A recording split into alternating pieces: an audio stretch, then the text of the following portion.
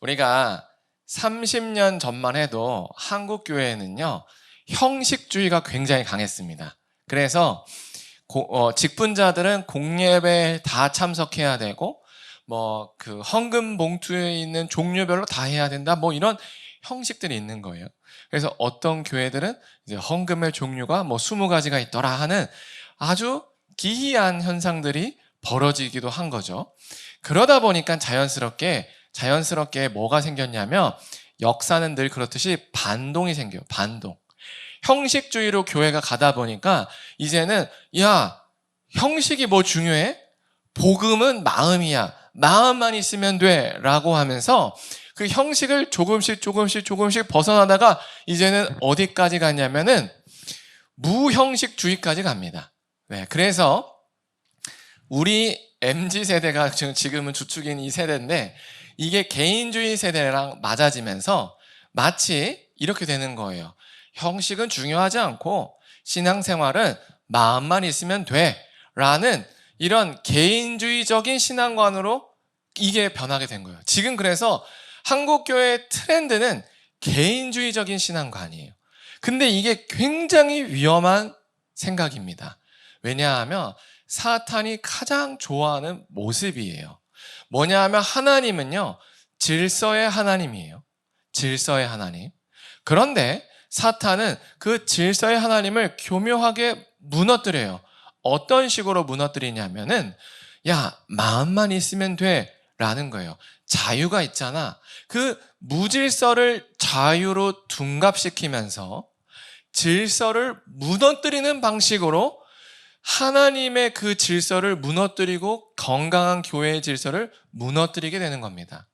그래서 어떤 상태가 되냐면, 예배의 목적이 하나님에서 자기의 만족으로 바뀌는 거예요.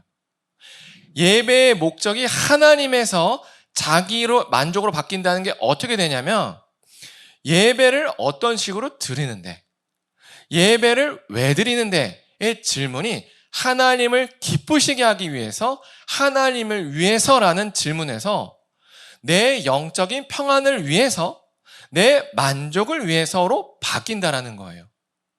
이게 아주 무서운 겁니다. 왜냐하면 우리가 하나님을 예배한다고 하지만 실상은 예배라는 형식을 통하여 자기가 하나님을 이용하는 거예요. 내 영적 평안을 위하여. 이게 아주 무서운 거예요. 그런데 이 사탄은 교묘하게 자유라는 이 말을 이용하여 무질서를 마치 자유인 것처럼 이야기합니다. 그래서 최근에 제가 본 가장 기이한 형태는 서퍼를 위한 예배라고 해서, 그냥 이제 서핑하고 싶으니까 해변가에서 예배 드리자 해서 그런 모임도 있더라고요. 이 말은 비슷해요. 장소가 중요하냐라고 하지만 그들은 왜 거기서 예배하지? 라고 하면 그 본질이 뭐지 하면, 마음 가운데 서핑하고 싶어서예요. 서핑하고 싶으니까 그냥 나는 이 예배 장소를 여기 정한 거야. 그래서 자기랑 혼자 하기 좀 멋쩍으니까 몇 명 모은 거죠. 마치 이런 겁니다. 예배의 목적이 자기가 되는 거예요. 그러니까 예배의 형식도 자기가 정하는 거예요. 예배의 이유도 자기가 되는 겁니다. 그래서 내가 원하는 기준까지만 하고 내가 원하지 않는 기준은 하지 않는 그런 기이한 현상이 벌어진다는 겁니다. 그런데 성경은 절대로 그런 무질서를 자유라고 얘기하지 않아요. 그런데 문제는 우리조차 이런 혼란 가운데 살고 있다는 겁니다. 그래서 우리도 이 혼란에 자유롭지가 않아요. 그런데 감사하게도 하나님께서는요, 오늘 말씀을 통하여 정말로 무엇이 진리이고 우리가 어떠한 모습을 따라가야 되는지를 알려주셨다라는 겁니다. 그래서 우리가 오늘 설교를 잘 들어보시면 하나님께서 정말로 기뻐하시는 참된 신자의 모습과 예배자의 모습이 무엇인지를 아실 수 있을 겁니다. 오늘 본문에 나온 바울은요, 큰 기근을 만난 예루살렘 교회를 돕기 위해서 해외에 있는 교회들에게 찾아가서 구제 헌금을 걷는 큰 프로젝트를 했습니다. 다 아시죠? 네, 그것처럼 이 모든 교회들이 한마음 한뜻이 되어서 그 프로젝트에 동참했어요. 그래서 많은 교회들이 목표했던 헌금을 모았을 뿐만 아니라 그 헌금을 이송하기 위한 대표단도 꾸렸어요.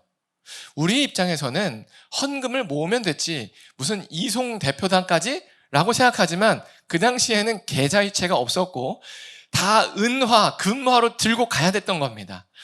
이게 엄청 무서운 일이에요. 목숨을 거는 겁니다. 먼저는 배를 탔을 때는 난파가 잘 돼요. 그리고 도적을 만나면 목숨을 빼앗깁니다.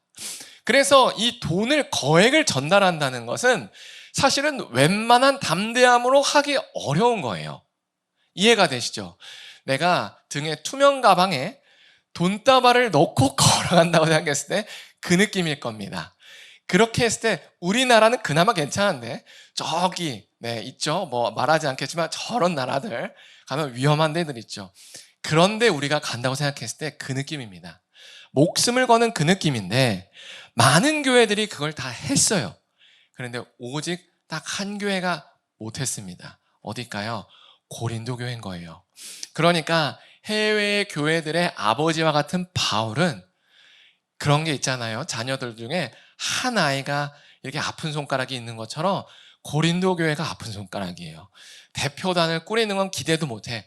돈도 못 모은 상태인 겁니다. 그러니까 아이고 얘들 어떡하나, 이 은혜의 자리에 참여해야 되는데 얘들만 놓치겠다 싶어서 바울이 그들을 돕기 위해 사람들을 파송합니다. 그래서 특공대를 모집했는데 그 특공대가 누구인지를 바로 오늘 본문에서 설명을 해요.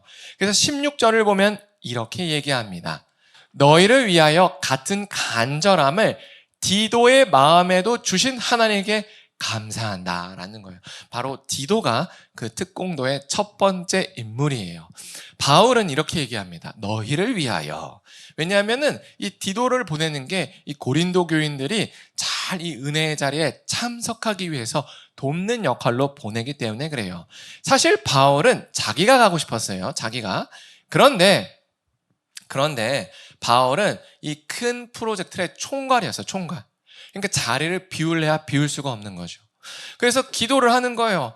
아, 나처럼 고린도 교회를 애틋하게 생각하는 사람이 필요한데, 근데 주변에 누가 있지 보는데 감사하게도 디도가 보인 거예요.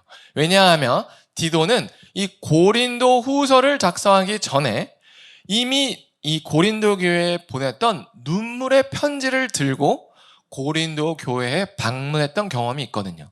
그래서 그 디도는 고린도 교회에 남다른 애착이 있었습니다. 남다른 애착이 있었어요. 그래서 그 디도가 마음속에 하나님, 저 고린도 교회를 돕고 싶어요 라고 기도를 했던 것 같습니다. 그래서 그것을 바울이 알게 되어 감사합니다 라고 이렇게 자원하는 마음을 줘서 감사합니다 라고 얘기한 거예요. 그래서 바울이 뭐라고 했냐면 17절처럼 바울이 이제 권한 거예요. 디도야, 한번 가보지 않을래? 그랬더니 이제 디도가 선생님, 저 사실 기도하고 있었어요 라고 했던 거죠. 그래서 이 바울의 그 요청이 하나님의 부르심이라고 느껴서 그 고린도 교회를 돕고 싶다는 마음이 더욱 간절해졌다라고 얘기하는 겁니다. 이해가 되시죠? 이렇게 우리가 교회에서 어떤 봉사를 하거나 어떤 직분을 얻을 때는 두 가지의 부르심이 있어야 돼요. 하나는 하나님께서 그 사람에게 자원하는 마음을 주시는 내적인 부르심이에요. 그리고 자기가 그냥 자원한다는 그 내적인 부르심만 있으면 안 되고 공동체에서 그 사람에게 도움을 요청하는 외적인 부르심이 있어야 됩니다. 이 두 가지가 존재해야만 하나님 앞에 올바르게 쓰임받는다는 것을 기억하셨으면 좋겠어요. 왜냐하면 봉사와 직분에 자원하는 내적인 부르심이 없고 그냥 외적인 요청으로만 하면 억지로 합니다. 억지로 해요. 하고 싶지 않은데 억지로 하면 어떤 마음일까요? 그냥 억지로 하니까 아무 영적인 열매를 잘 맺지 못하는 거예요. 보는 사람도 답답하고 하는 사람도 답답하는 그런 표정을 보게 되는 거죠. 그리고 반대로 공동체는 부르지 않았는데 자기 혼자 소명을 받아서 하고자 하는 분들도 계세요. 내적인 부르심만 있는 거죠. 그러면 문제는 뭐냐면 사람들 사이에 갈등이 생깁니다. 왜냐하면 이런 거예요. 음악의 은사가 없는데 찬양 인도를 하겠다라고 써 있으면 듣는 사람도 버겁고 하는 사람도 버거운 이런 거죠. 그래서 우리는 교회에서 어떤 봉사를 하거나 직분을 얻을 때는 반드시 내적인 부르심과 외적인 부르심이 있는지를 확인해야 됩니다. 그래서 제가 이것을 조금 더 이해하기 쉽게 한 예를 들어주면 목사의 직분에 대한 이야기입니다. 이것을 목사가 되기 위해서는 어떻게 해야 되는가에 대한 것을 가끔 우리가 신앙생활을 하다 보면 한 번쯤은 생각해요. 가끔 뜨거울 때가 있거든요. 그러면 그때 목사가 되어야 되나? 이런 생각을 한 번씩은 하는데 그때 우리가 찾아봐야 될 게 내적인 부르심과 외적인 부르심이에요.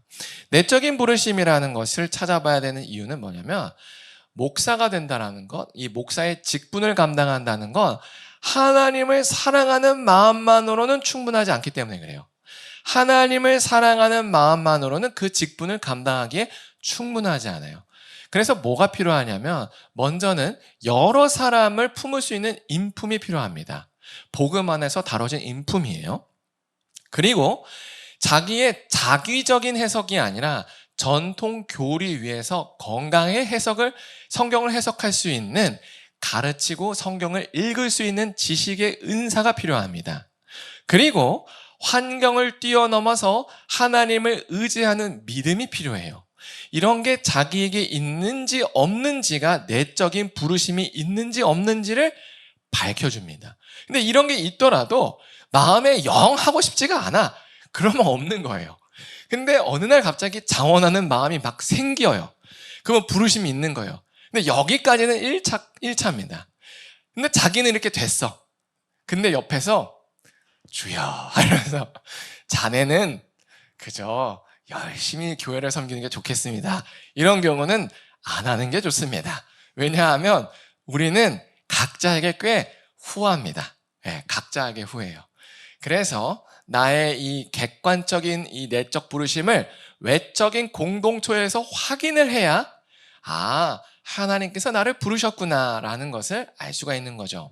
이것처럼 우리가 어떤 봉사의 자리에 간다, 직분을 걷는다라고 할 때 반드시 그냥 마음만 있으면 됐지라는 게 아니에요. 질서 안에서의 확인이 필요하다는 거예요. 그 질서는 내적인 부르심과 외적인 부르심이다라는 걸 꼭 기억하셨으면 좋겠습니다. 바울은 이렇게 디도를 질서 안에서 부른 거예요. 그리고 디도만 보내지 않았습니다. 디도를 보낼 동역자도 보내는데 그 동역자는 외부 영입 인사였어요. 외부 영입 인사. 한번 볼게요. 18절이에요. 또 그와 함께 그 형제를 보냈으니, 여기서 그 형제는 디도가 아니라 디도의 형제도 아니라 그냥 외부 무명의 형제다 이런 거예요. 이 사람은 복음으로서 모든 교회에서 칭찬을 받은 자다라는 거예요. 이게 바로 교회가 어떤 사람을 영입하고 직분자로 세울 때 봐야 할 기준입니다. 뭐냐면 바울은 그 사람의 인격이 좋다라고 얘기하지 않았어요. 그 사람이 인격이 좋다고 얘기하지 않고 복음에 충실하고 복음 사역에 신실했다라고 얘기했습니다. 왜냐하면 인격은요 꾸며낼 수 있어요. 사람들이 본 앞에서 꾸며낼 수 있는 게 인격이에요. 하지만 진실로 복음에 목숨을 건 사람은 복음이 복음대로 전하기 위해서 사람들이 보든 안 보든 그리스도를 인식하며 자기를 절제합니다. 그래서 바울은 인격이 좋아 라고 하지 않고 복음에 신실해, 그 신실하기 때문에 그를 내가 추천해 라고 얘기하는 거예요. 그리고 모든 교회가 그를 칭찬하기 때문에 그를 써야 해 라는 겁니다. 이게 바로 질서라는 거예요. 그냥 하는 게 아니라 교회 복음 앞에 신실한지를 그 레퍼런스가 그의 추천이 되었다라는 겁니다. 그리고 이뿐 아니라 19절이죠. 그는 동일한 주의 영광과 우리의 원을 나타내기 위하여 여러 교회의 택함을 받았다예요. 이게 중요합니다. 여러 교회의 택함. 이게 핵심이에요. 뭐냐면 예수님 이후에 교회에서 공적인 어떤 결론을 맺을 때는요, 단독으로 맺지 않았습니다. 단독으로 맺지 않았어요. 공적인 회의를 통해서 그 결과를 받아들인 거예요. 예를 들어 볼게요. 예수님께서 이제 승천하시고 가롯 유다, 12제자 중에 예수님의 판 가롯 유다가 스스로 목을 매 자살했습니다. 그랬더니 한 사도가 빠진 거예요. 그래서 이 나머지 11사도가 한 사도를 어떻게 채우지? 왜냐하면 예수님께서 12명을 뽑았으면 이유가 있지 않을까? 이거에 대해서 회의를 했어요. 그래서 제비를 뽑자라고 하고 그 마띠아라는 12번째, 제 13번째 사도를 뽑습니다. 이렇게 사도를 뽑는 것조차 예수님 이후부터는 회의를 했다는 거예요. 또 일곱 집사를 세울 때도 한 사도가 야, 너 해 하지 않고 회중들이 모여서 이 사람이 좋겠습니다라고 추천을 해가지고 그 사람들의 마음을 모아서 7집사를 뽑은 겁니다. 그리고 바울이 이방 나라에 대해서 전도를 하면서 이제 문제가 생긴 거예요. 뭐냐면 이방 나라에 있는 이방인들도 유대인들처럼 할례, 그 율법을 행해야 됩니까? 안 됩니까? 라는 문제가 생긴 거죠. 이거에 대해서 바울이 야, 내가 전도했으니까 내가 원하는 대로 해 하지 않고요. 예루살렘에 모여서요. 그 사도들과 장로들이 모여서 회의를 합니다. 그래서 치열한 논쟁 끝에 이방인들에게는 할례를 하지 않도록 합시다라고 결과를 맺는 겁니다. 이렇게 이 초대교회부터 전통적으로 모든 공적인 결론은요, 다 회의를 통해서 정했다라는 겁니다. 그래서 사도행전 이후에 이제 남은 사람들이 어떤 식으로 이제 성경을 제대로 해석해야 되는가라고 이제 생각을 하게 된 거죠. 그래서 처음에 문제가 됐던 게 예수님은 하나님이야 아니야? 이게 문제가 됐던 거예요. 예수님은 하나님의 아들이라고 하는데 그렇다면 예수님은 하나님, 아버지 하나님과 완전히 같은 그 하나님이야 아니야를 가지고 싸운 거예요. 그게 AD 325년도에 그 싸움 때문에 그 콘스탄티 대제가 그 회의를 주최합니다. 그래서 300명의 주교들이 모여서 그 당시에 신실한 교회 장로들이죠. 장로들이 모여서 이제 회의를 하게 된 거예요. 예수님은 하나님이다 아니다의 회의를 해서 이제 300명 중에 298명이 예수님은 하나님이다라고 나는 성경을 통해서 읽습니다라고 확인을 한 겁니다. 그들이 정해가지고 그때부터 예수님이 하나님 된 게 아니라 그들이 하나님으로 읽고 있다라는 것을 회의를 통해서 공식적으로 확인을 한 거예요. 그래서 그때 이후로 가이드라인이 생긴 거예요. 아, 예수님은 하나님과 동일 본질이다라는 거를 읽어야 돼. 동일하지 않고 비슷하다고 읽으면 이때부터 이단이야 라고 서명을 한 겁니다. 이게 바로 교리이고 우리가 이런 교리들의 위에 있기 때문에 우리가 이단이 아닌 겁니다. 우리가 다수결로 장로교가 많아서 이단이 아니라 이단이고 이단이 아닌 게 아니라 우리가 그 초대 교회 때부터 치열하게 성령님을 붙잡아서 무엇이 참된 진리인지를 분별했던 그 회의의 결과를 믿기에 우리가 정통인 겁니다. 왜 이단을 이단이라고 하냐면 오늘 본문 19절 여러 교회에 택함 받은 그 결과를 거부하기 때문에 그런 거예요. 삼위일체라는 그 교리를 그 니케아 회의 이후에 381년도에 확정을 합니다. 삼위일체라는 말이 아니라 성경의 표현으로 이제는 성령도 하나님이다라고 확정을 지어요. 그런데 지금에 있는 이단들은 이걸 거부하죠. 대표적으로 여호와의 증인들이 이걸 거부합니다. 그들은 이걸 거부해요. 왜? 내가 읽었더니 그게 아니다는 거예요. 오늘 우리가 이 설교 서두에 얘기한 것처럼 우리가 성경을 진리 안에서 성령 안에서 자유로이 읽습니다. 그러나 질서 안에서 읽어야 되고 질서 안에서 순종해야 돼요. 우리 교회는 갑자기 2025년도에 태어난 게 아니에요. 예수님 이후로 줄곧 교회가 존재했고 교인들이 존재했고 어떻게 신실한 예수님의 가르침을 지켜올까를 싸워왔습니다. 이게 역사적으로 있었고 그 역사 위에 있는 거예요. 이 질서를 벗어난 나만의 독해법, 이것은 이단입니다. 이런 걸 이단이라고 하는 거예요. 그래서 우리는 그 역사의 교리를 배워야 되고 그 교리 안에서 나의 잘못된 독해법을 조정받아야 됩니다. 근데 이런 것을 다 무시하고 내가 보기에 그런데요? 라고 하면 매우 위험하다는 거예요. 이해가 되셨죠? 그래서 저도 이 모두의 교회를 개척한 목사지만 스스로를 이렇게 자유하도록 무질서하도록 놔두지 않으려고 하는 거예요. 그래서 저도 어떻게 하냐면 교회의 중요한 의사결정을 할 때 우리 리더들과 회의를 해서 결정을 합니다. 그리고 사소한 것들은 거의 아내와 얘기를 해요. 그러면 이제 우리 아내는 굉장히 큰 야당의 역할을 너무 극도로 해서 너무 그게 자기 사명인 줄 알아. 답답할 때가 있지만 너무 사명적으로 야당의 역할을 하시기 때문에 꼭 이렇게 브레이크를 너무 겁니다. 그래서 목사님 이것은 꼭 리더들과 회의를 하셔야 됩니다. 그래서 알겠습니다 하고 이제 리더를 불러서 이거 이렇게 사안이 있는데 이렇게 하면 어떻겠습니까? 라고 하면 그래 리더들이 뭐 그러세요 저러세요 하면은 그것을 제가 따릅니다. 사실은 제가 개척교회 담임 목사로서 정말 마음만 굳세게 먹으면 다 무시하고 제 맘대로 할 수 있어요.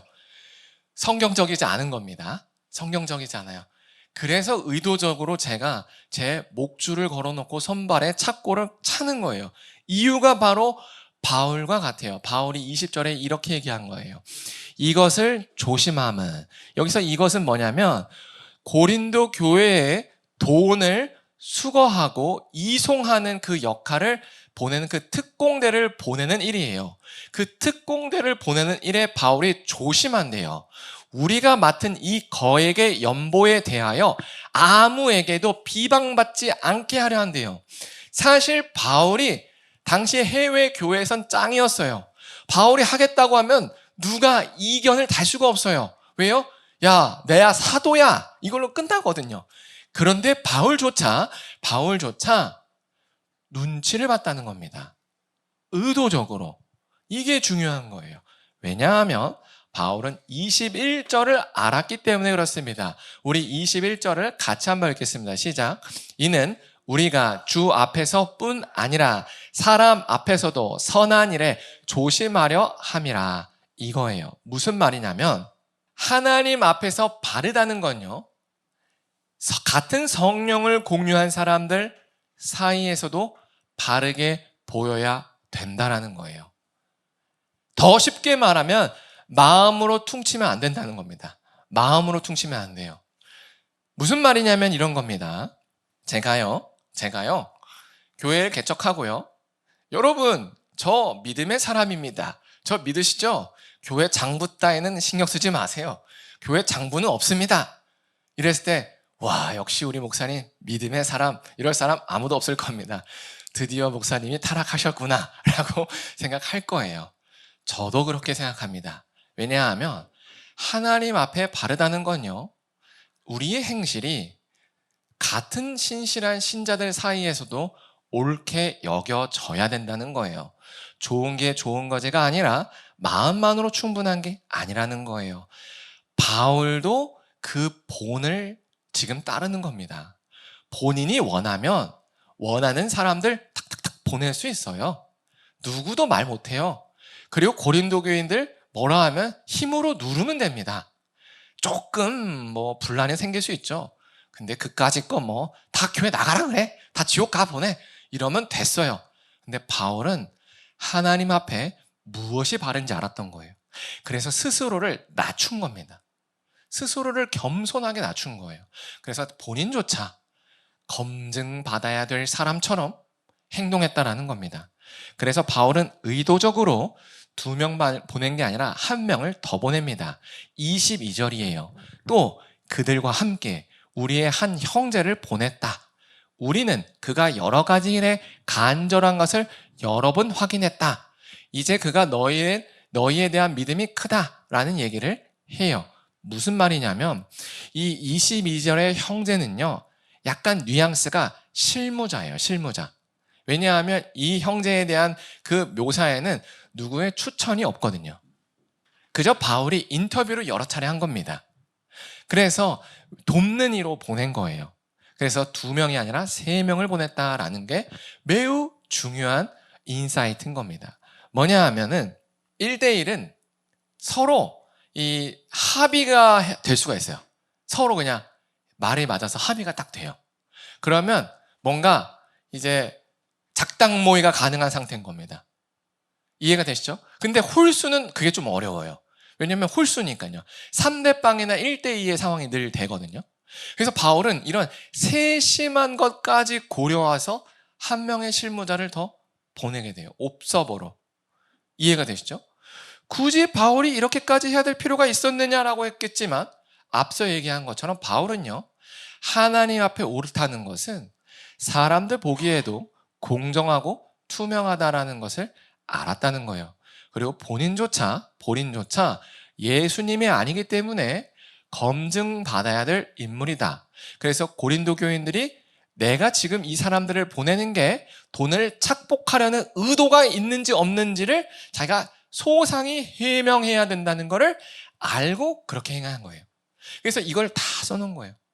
고린도 교인들한테 야, 내가 보낸 거야, 믿어, 이러지 않고 이러이러한 배경에 이러이러한 이유로 이래서 이렇게 보낸 거야를 아주 구차할 정도로 적은 겁니다. 이게 우리가 바라봐야 될 본보기입니다.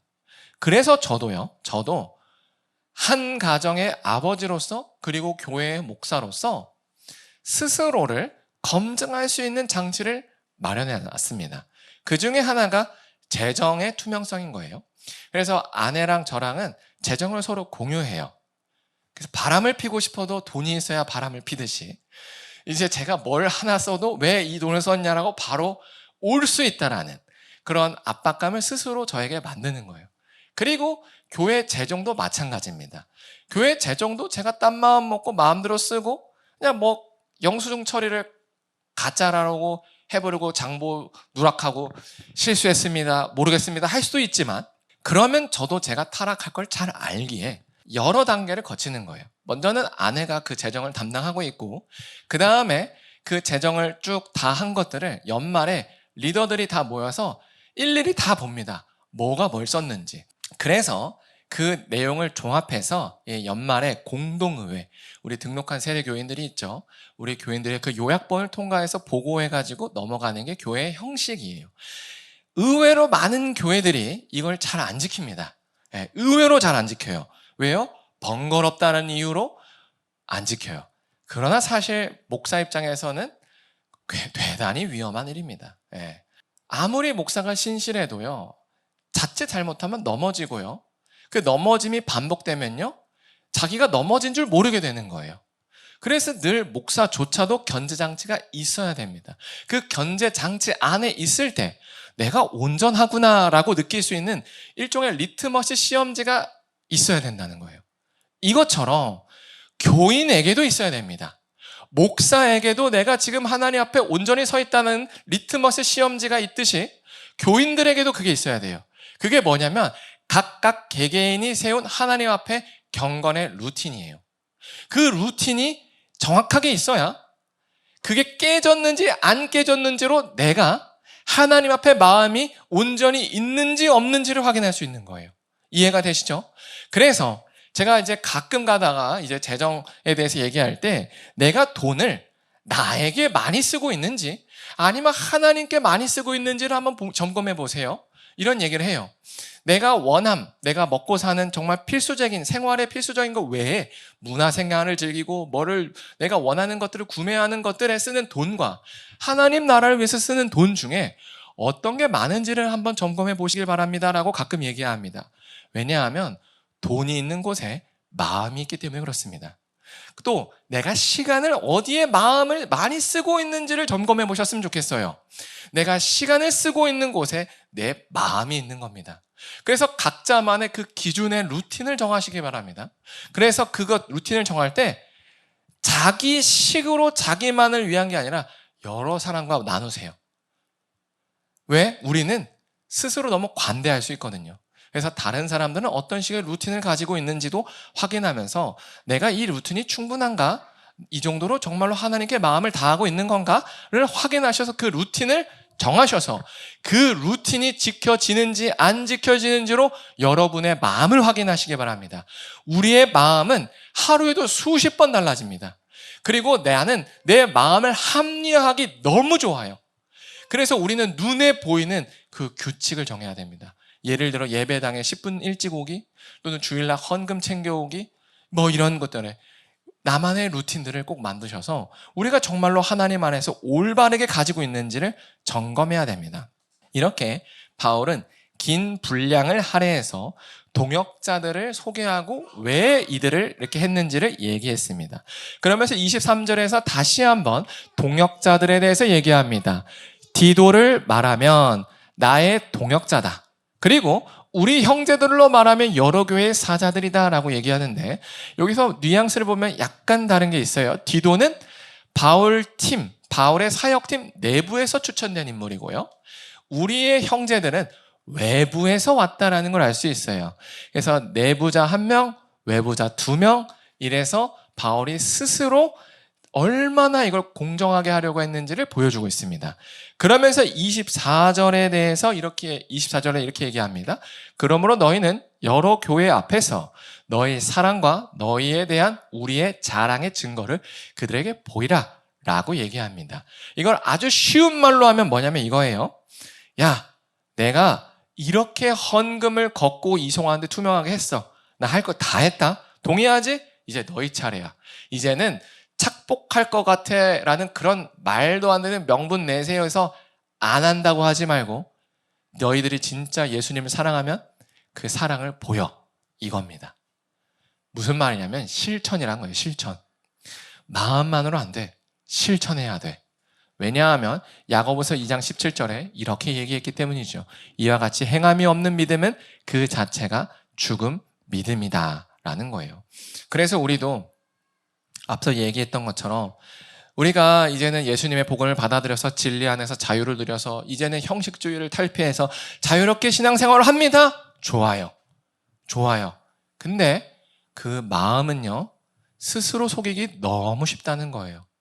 그래서 우리는 교회가 그동안 세워왔던 그 질서의 전통에 따라서 그 질서 경건의 유익을 누리는 그 전통을 잘 지켜 행해야 됩니다. 그래서 제가 의도적으로 교인들에게 늘 얘기하는 게 주일 성수와 11조는 꼭 하시고 주일 헌금은 항상 챙겨오시라고 말씀드리는 거예요.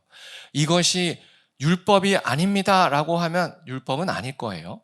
하지만 교회가 존재하고 지금까지 존재할 때부터 단 한 차례도 역사적으로 끊기지 않았던 교인의 경건을 유지하게 한 역사적인 질서 안에 있는 훈련의 한 그 명목이에요. 그러니까 이런 기본적인 나의 그 신앙의 루틴을 지키는 행위를 실천하지 않고 저는 마음이 괜찮아요 라고 한다면 그것은 스스로 나는 검증받지 않아도 언제나 괜찮은 존재라는 교만의 늪에 자기를 내던지는 것과 같은 거예요. 저도 목사이지만 스스로를 착고를 채워서 어느 범위를 못 넘어가게 의도적으로 만드는 것처럼 여러분들도 여러분의 마음을 신뢰하지 마셔야 됩니다. 그리고 여러분의 마음을 신뢰하지 않고 스스로가 여러분을 제약해야 돼요. 그리고 내가 정말로 하나님 앞에 마음을 다하고 있는지 아닌지를 객관적으로 볼 수 있는 여러분만의 리트머스 시험지를 꼭 만드세요. 그래서 그것들을 객관적으로 확인할 수 있는 주변의 동료를 만드셔야 됩니다. 그래야 겨우 견뎌요. 그렇지 않으면 다 타락합니다. 저도 타락하고 여러분도 타락해요. 누구도 자만하면 안 됩니다. 선줄 알면 넘어진다고 바울이 경고한 것처럼 아무리 지금 마음이 뜨겁더라도요, 약간의 유혹 가운데 다 넘어집니다. 그래서 오늘은 고린도 교인들에게 헌금 이송 특공대를 보내는 이 본문을 통해서 우리는 이 지금까지 나눈 사실을 잘 기억해야 돼요. 우리도 질서 안에 있어야 된다는 거예요. 그래서 어떤 봉사나 어떤 직분을 맡을 때 내적인 물으심과 외적인 물으심을 확인해야 되고, 우리가 어떤 교회의 결과에 대해서도 공동체가 합의한 것은 순종하여 지켜야 된다는 거예요. 그게 교리적 차원이고도 또 경건의 차원이고도 지켜가야 된다는 겁니다. 그렇게 해야 우리가 겨우 마음을 지킬 수 있다는 것을 스스로 인정하셔야 됩니다. 이것은 제가 강요할래야 강요할 수 없는 거예요. 제가 강요하면 형식주의가 됩니다. 그리고 제가 강요를 안 하고 그냥 놔두면 무질서가 되는 거예요. 그래서 여러분 스스로가 성령님 앞에 바로 서서 내가 정말로 괜찮은가? 정말로 내가 마음을 다하는가? 점검하셔야 돼요. 스스로를 나는 무질서해져도 괜찮아라는 그 교만한 늪에 내던지지 마시기 바랍니다. 정말 위험한 상태예요. 이렇게 되면 한국 교회가 무너지고 우리 다음 세대, 우리 자녀들이 무너지고 우리 다음에 들어올 영혼들이 무너진다는 걸 꼭 기억하셨으면 좋겠습니다. 그래서 우리가 이 시간 찬양하고 기도할 때 이렇게 기도했으면 좋겠어요. 하나님을 향해서 바르고자 하는 마음이 교회의 질서 안에서 삶의 실천으로 나타나게 해달라고 간절히 기도했으면 좋겠습니다.